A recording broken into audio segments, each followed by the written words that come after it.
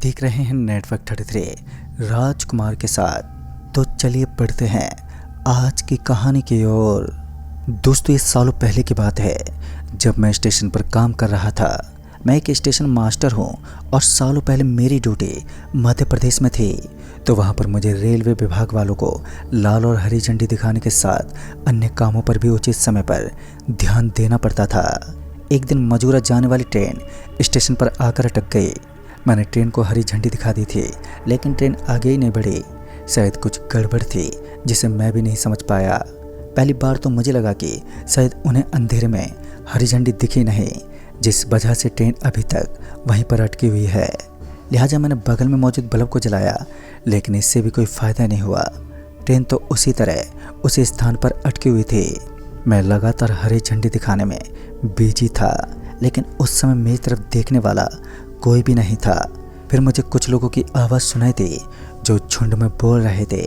उनका कहना था कि ट्रेन के इंजन में अचानक ही कुछ गड़बड़ हो गई है और इस गड़बड़ में जल्दी से सुधार करना आसान नहीं होगा। इतना सुनते ही मैंने अपने काम धंधे को वहीं छोड़ा और ट्रेन के पास पहुंच गया। तभी मैंने देखा कि ट्रेन के अगल बगल में कुछ लोग छानबीन करने पर लगे हुए थे कि ट्रेन में गड़बड़ कहाँ पर हुई है। बगल से एक पटरी और गुजरती थी, लेकिन अब वो पुरानी हो चुकी थी, जिस वजह से उसके ऊपर से ट्रेनों का आगमन बिल्कुल भी नहीं होता था। वो किसी खंडर की तरफ बनी हुई थी। दरअसल सालों पहले यहाँ पर एक एक्सीडेंट के दौरान पटरियाँ ज़मीन से उखड़ गई थी। फिर उस स्थान को छोड़कर एक टुकड़े को दूसरे स्थान पर लगा दिया गया और ट्रेन वहीं से गुजरने लगी। खैर, मुझे ऐसा लगा कि वहाँ पर कोई चल रहा है, और वो एक आदमी नहीं था बल्कि एक पूरा झुंड जो उन पटरियों पर चल रहा था। पहले तो मैंने ज़्यादा ध्यान नहीं दिया, लेकिन बाद में जब उनके कदमों की आहट और तेज होने लगी तो मैं इधर उधर देखता हुआ उनकी तरफ बढ़ने लगा। इसी बीच लोको पायलट मुझे आवाज़ देते हुए कहने लगा, अरे सम्राट भैया, ज़रा इधर आना, हम मिलकर ट्रेन की समस्या की तलाश करेंगे, शायद आसपास कोई गड़बड़ हो। फिर क्या था, मैं ट्रेन के लोको पायलट के साथ मिलकर ट्रेन की जांच करने लगा। एक तरफ मैं और लोको पायलट थे, तो दूसरी तरफ उस ट्रेन का टीटी भी ट्रेन की समस्या को देखने में जुटा हुआ था। हम सभी की लाख कोशिशों के बावजूद भी हमें ट्रेन की कोई समस्या नहीं दिखी, और इसी तरह ढूंढते हुए हमारी नज़र एक बोगी के अंदर गई। तभी हमने देखा कि उस बोगी के अंदर लोगों में अफरा तफरी मची हुई थी।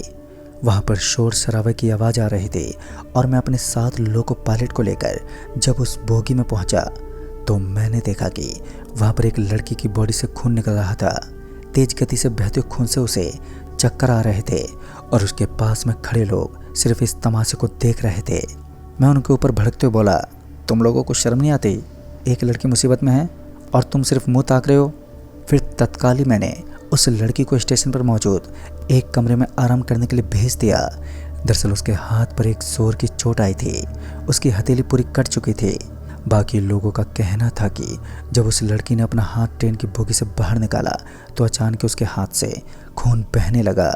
सिर्फ एक पल में ही ऐसा हुआ था। मुझे भी विश्वास नहीं हुआ, क्योंकि ट्रेन के अगल बगल में मौजूद सारी लाइटें करीब 7 फुट की दूरी पर होती हैं। तो फिर ऐसा कैसे मुमकिन था कि उस लड़की के हाथ से अचानक ही खून बहने लगे। उन सभी की बातों में मुझे बिल्कुल भी दम नहीं लगा। इस समय ट्रेन की जांच करना हमारे लिए सबसे महत्वपूर्ण था, तो मैंने एक बार फिर उन सभी की बातों को वहीं दबा दिया और फिर लोको पायलट के साथ मिलकर ट्रेन की जांच करने लगा। आधा घंटा बीत चुका था। ट्रेन के हर कोने को ढूंढ लिया, लेकिन अभी तक हमें ट्रेन की समस्या के बारे में बिल्कुल भी पता नहीं चल पाया। इसी बीच में दूसरे लोको पायलट से खबर मिली कि टीटी के साथ उन्होंने कुछ ऐसा देखा है, पर यकीन करना सच में बहुत ही मुश्किल होता है। इतना सुनते ही हम लोग पश्चिम दिशा की तरफ चल पड़े। हम लोग तेज तेज उस जगह पर पहुंचे तो हमने देखा कि टीटी की हालत खराब थी, और उनके बगल में दूसरे लोको पायलट भी बैठे हुए थे। टीटी डर के मारे पूरा कांप रहा था। टीटी की यह हालत देखकर मुझे भी बड़ा अजीब लगा। मैंने ट्रेन की टीटी से पूछ तो कहा, अरे साहब क्या हुआ, आप ठीक तो है ना? तो उन्होंने अपनी उंगली से दूसरी तरफ इशारा किया और कांपती हुई आवाज़ में कहने लगे, वहाँ पर कोई है जिसकी आंखें चमक रही हैं और उसके हाथों के पंजे मेरी छाती के अंदर घुस चुके हैं। दोस्तों, ये बात सुनते ही मैं थोड़ा बहुत चक्का रह गया, क्योंकि यहाँ कोई नहीं था और मैं महीनों से इस स्टेशन पर काम करता आया हूँ, लेकिन आज तक मैंने ऐसे दृश्य को नहीं देखा। तकरीबन 4 महीने मैंने इस स्टेशन पर बड़ी शांति के साथ बिताए हैं। आज पहली बार था जब ट्रेन के साथ साथ ट्रेन का एक टीटी भी गंभीर अवस्था में पहुंच चुका था। मैं थोड़ा खामोश होकर उस पेड़ की तरफ चल दिया जिस तरफ उस भयानक चीज के होने का संकेत था। कुछ देर के बाद जब मैं उस जगह पर पहुंचा तो मैंने देखा कि वहां पर कोई नहीं था। तभी पीछे से आवाज आई, अरे उस तरफ मत जाओ, उस तरफ घना जंगल है, कभी भी कुछ भी हो सकता है, ट्रेन के पास आ जाओ। लोको पायलट की बात सुनकर मुझे भी ये लगा कि उनका कहना सही है, क्योंकि रात को कोई भी जंगली जानवर मेरे ऊपर अटैक कर सकता है। वैसे भी यहाँ काफ़ी खोखला जानवर पाए जाते हैं। तभी मैं वहीं से वापस पीछे घूम गया, लेकिन तभी मुझे ऐसा लगा कि जंगल की सूखी लकड़ियों के ऊपर कोई अपने शरीर को घसीट रहा है। ये आवाज़ मुझे सिर्फ एक बार नहीं सुनाई दी, बल्कि ये आवाज़ तकरीबन 1 से 1.5 मिनट के बीच लगातार चलती रही, जिस कारण इस बात को पहचानने में मुझे ज़्यादा वक्त नहीं लगा कि जंगल में कुछ तो है। खतरे का एहसास होते ही मैं जल्दी जल्दी ट्रेन के पास पहुंच गया।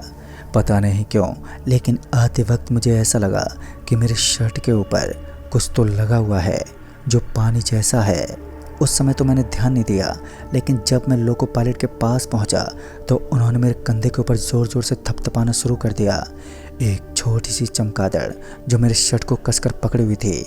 काफ़ी देर से कोशिश करने के बाद भी उस चमगादड़ ने मेरे शर्ट को नहीं छोड़ा, तो मैंने अपने शर्ट को ही अपने शरीर से उतारकर अलग कर दिया। लेकिन बाद में जो हुआ उसे देखकर तो मेरी आंखें खुली की खुली रह गईं। दरअसल उस चमगादड़ ने सिर्फ एक ही क्षण में उस पूरे शर्ट को किसी कचूमर में तब्दील कर दिया, और उसके बाद वो चमगादड़ काले धुएं में तब्दील होकर वहाँ से गायब हो गई। ये नज़ारा इतना अजीब था कि हम लोगों को समझने में वक्त नहीं लगा कि यहाँ कुछ अनोखी शक्तियाँ हैं। मैं अपना सर पकड़कर जल्दी से ट्रेन के आगे पहुँच गया। लोको पायलट भी ज़्यादा देर तक वहाँ पर नहीं रुक पाया और मेरे पीछे पीछे सभी लोग स्टेशन मास्टर के कमरे के पास पहुँच गए। दूसरी तरफ ट्रेन के अंदर मौजूद लोगों में हड़कंप मची हुई थी। उन्हें जल्द से जल्द अपने अपने घर पहुँचना था, लेकिन इस वक्त ट्रेन का इंजन पूरी तरीके से जाम हो चुका था। जल्द से जल्द मैकेनिक को बुलाया गया ताकि वो ट्रेन में मौजूद समस्या को जल्दी से ठीक कर सके। काफ़ी देर के बाद कुछ मैकेनिक ट्रेन के पास पहुंचे और जांच करने लगे। ट्रेन के मैकेनिक को भी किसी समस्या का कोई पता नहीं चल पा रहा था। इसी बीच मेरी नज़र ट्रेन के पीछे दिख रही एक बड़ी सी परछाई पर गई जो स्टेशन के करीब लगी स्ट्रीट लाइट से दिख रही थी। उस परछाई में मैंने देखा कि कोई औरत जिसने अपने हाथ में कंगन पहन रखे थे और वो ट्रेन को पकड़े खड़ी थी। इसी वक्त मैं इस चीज़ को लाइव अपनी आंखों से देखना चाहता था, लिहाजा मैं उसी वक्त ट्रेन के पीछे पहुंच गया। लेकिन ये क्या, ट्रेन के पीछे का सुपड़ा एकदम साफ था, चारों तरफ कोई नहीं था, लेकिन वो परछाई कहाँ गई जो कुछ देर पहले दिख रही थी। फिर अचानक मुझे ऐसा लगा कि पटरियों के बीच जो पत्थर पड़े होते हैं उन्हें कोई उछाल रहा है। तभी मैं झट से पीछे मुड़ा तो मैंने देखा कि कोई औरत बच्चे की भांति उछल कूद कर रही थी। और अब उस औरत की इन हरकतों को देखकर मैं और भी असमंजस में पड़ गया कि इतनी कम उम्र वाली औरत इस तरह की हरकतें क्यों कर रही थी। मैं उसे ये पूछने ही वाला था कि तभी मेरी नज़र उसके पाँव पर पड़ी, जिसे देखते मैं पूरा कांप गया। मुझे अपने दादाजी द्वारा सुनाई गई कहानियाँ याद आ गई। दरअसल उस औरत के पैर पीछे की तरफ मुड़े हुए थे और मेरे पूर्वजों का कहना था कि जिस स्त्री के पैर पीछे की तरफ मुड़े होते हैं, असल में वो कोई सामान्य औरत नहीं होती, बल्कि एक खूंखार डैन होती है जिसकी असीमित शक्तियाँ कभी भी हमारे ऊपर हावी हो सकती हैं और हमें ख़त्म कर सकती हैं। बस फिर क्या था, मैं धूम दबाकर पीछे मुड़ा और वहाँ से भागने लगा, लेकिन मेरा भागना बेकार था क्योंकि मैं उसके चपेट में था। उसने एक भारी भरकम आवाज़ में कहा, तुम सब मरोगे, आज के बाद यहाँ से कोई भी ट्रेन नहीं गुजरेगी, तुम सभी की मौत ही मेरा पहला उद्देश्य है। पता नहीं वो ऐसे शब्दों का उपयोग क्यों कर रही थी। मैंने एक हल्की सी आवाज़ में डरते हुए कहा, लेकिन यहाँ के लोगों ने आखिर तुम्हारा बिगाड़ा क्या है और तुम कौन हो? मेरी इस बात को सुनते ही उसका चेहरा गुस्से से लाल हो गया। उसने मेरी तरफ देखा और अपने दांतों को आपस में टकराते हुए बोली, भूल गए, कुछ ही हफ्तों पहले कुछ लोगों ने मिलकर मेरे साथ बलात्कार किया था और तुम में से किसी ने मेरी मदद भी नहीं की थी। तुम लोग सिर्फ मजाक बनाने के हकदार हो, बाकी तुम लोगों से कुछ नहीं होता। तुम्हें मर्द कहने और सुनने का कोई हक नहीं है। उस औरत की बातें मेरे दिल तक पहुंच रही थी। जहां एक तरफ मैं कांप रहा था तो दूसरी तरफ एक दर्द भी था, क्योंकि मैं इससे पहले अनजान था कि स्टेशन पर हुआ क्या था। वाकई किसी भी औरत को परेशान करना एक जुर्म होता है, लेकिन वही जुर्म खौफ का कारण कब बन जाए पता ही नहीं चलता। और उस औरत की बातों में दर्द के साथ साथ दहशत भी छुपी हुई थी। मैं उस औरत की बातों को अच्छे से समझ रहा था, लेकिन दूसरी ओर वो मुझे मारने पर पूरी तरह से तुली हुई थी। मैं उसके सामने हाथ जोड़ते बोला, मुझे इसके बारे में कुछ भी नहीं मालूम है। सच में एक भूत से बातें करके बहुत ही अजीब फील होता है। मैं बड़ा ही बदकिस्मत इंसान था जो सिर्फ एक परछाई की वजह से ट्रेन के आखिर तक पहुंच गया। और अब तो ये भी कंफर्म था कि ट्रेन ना चलने का मात्र एक ही कारण है, और वो है इस औरत का दहशत भरा रूप, जिसकी वजह से ट्रेन भी जाम हो चुकी है। मेरी बातों का उस औरत पर कोई असर नहीं पड़ा और मैं जानता था कि मेरा कुछ नहीं हो सकता। बस अगर स्टेशन पर मौजूद लोको पायलट के साथ कुछ लोग यहाँ पर आ पहुँचे तभी मेरी जान बच सकती है, अन्यथा मेरी मौत निश्चित है। तभी धीरे धीरे मेरी मौत करीब आ रही थी, यानी कि वो औरत अब अपने बड़े बड़े पैरों को मेरी तरफ बढ़ाने लगी थी। उसके हाथ जो खून में भीगे हुए थे उनको अपनी तरफ आता देख मैं ज़ोर ज़ोर से चिल्लाने लगा। चिल्लाने की आवाज़ इतनी तेज़ थी कि चारों तरफ का माहौल गूंज गया और ट्रेन में मौजूद कुछ लोग बाहर उतरने लगे। लेकिन तब तक मेरी गर्दन उसके हाथ में थी। उसने मुझे आधा हवा में उठा दिया और अब मेरी सांसें अटकने ही वाली थी कि कुछ लोगों की भीड़ अचानक ही वहाँ पर आ पहुँचे। मैं हल्की सी आवाज़ में चिल्लाने की कोशिश करने लगा, लेकिन जैसे ही वो लोग वहाँ पर पहुँचे तो मैं धड़ाम से नीचे गिर पड़ा।